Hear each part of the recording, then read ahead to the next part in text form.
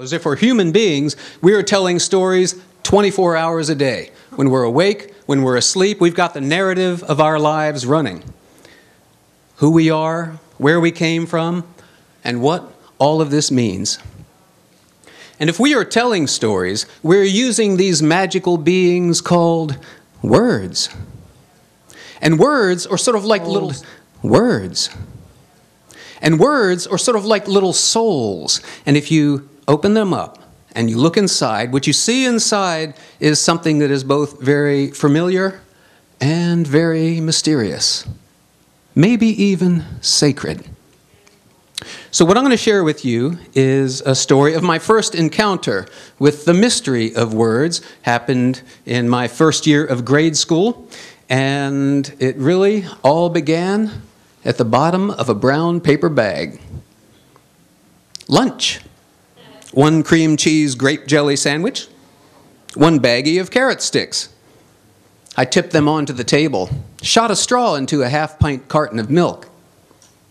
High noon, first grade.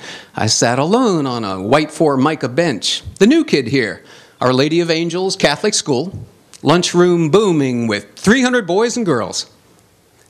An older guy across the aisle, 3rd grader, leaned over and hissed, "Hey kid, do you know what S-H-I-T spells?" His buddies grinned with devil faces. I stopped chewing and considered.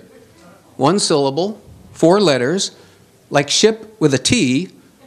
Reading was my best subject. I answered with the obvious. They howled. They doubled up and snorted, hammered each other on the backs, and left me alone with a half-chewed sandwich to puzzle out the power of this new word. Nuns patrolled the hall like black submarines.